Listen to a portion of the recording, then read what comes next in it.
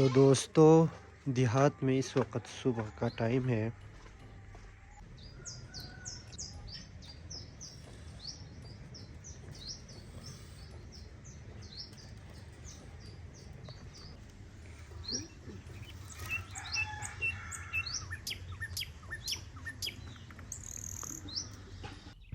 تو یہاں کی خواتین گھر کے کام کے ساتھ ساتھ یہ ٹوکری بنانے کا کام بھی کرتی ہیں، اور دن میں یہ 1 سے 2 ٹوکریاں تیار کرتی ہیں اور دوسرے جو ولیجز میں جا کے اس کو سیل کرتے ہیں۔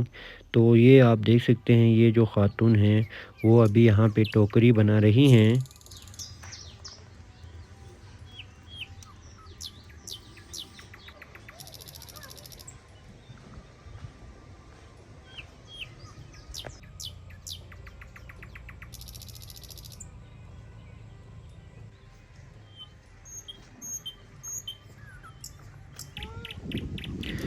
تو دوستو گاؤں کے خواتین صبح صبح کے وقت اپنے کھیتوں میں نکل جاتے ہیں اور وہاں سے اپنے مال مویشیوں کے لیے گھاس چنتی ہیں، اور گھاس لے کر وہ اپنی گھر کی طرف نکل جاتے ہیں، اور شام سے پہلے دوبارہ یہاں آ کر شام کے ٹائم کے لیے جانوروں کے لیے گھاس لے کے جاتے ہیں۔ تو ان کا پورا ٹائم اسی طرح سے گزرتا ہے۔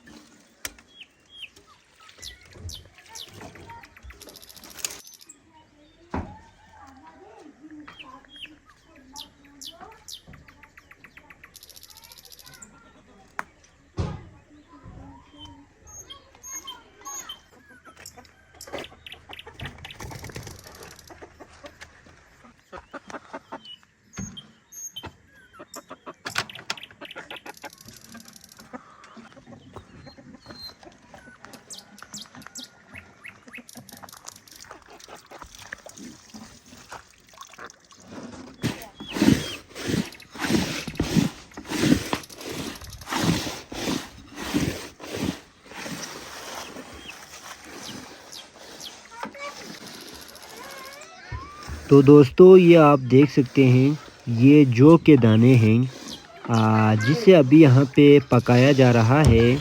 اس کو اچھی طرح پکا کر پھر اس کو صاف کر کے اسے یہاں دیسی چکی میں پیسنے کے لیے لے کے جایا جاتا ہے۔ پھر ستو تیار کر کے وہ اپنے کھانوں میں استعمال کرتے ہیں۔ تو یہاں پہ جو ستو ہے، ستو اسی طرح سے تیار ہوتے ہیں۔ تو یہ آپ دیکھ سکتے ہیں، اس کو ابھی پکا کر ابھی اس کو صاف کرنے کا پروسیس میں یہ ڈالا جا رہا ہے، کیونکہ یہ بالکل جل نہ جائے، اس لیے ریت اس میں پہلے اس برتن میں ڈالا جاتا ہے، پھر اس کے اوپر جو ہے یہ جو دانے ہیں جو کہ اسے ڈالا جاتا ہے۔ ابھی یہ دیکھیں، اس کو صاف کیا جا رہا ہے۔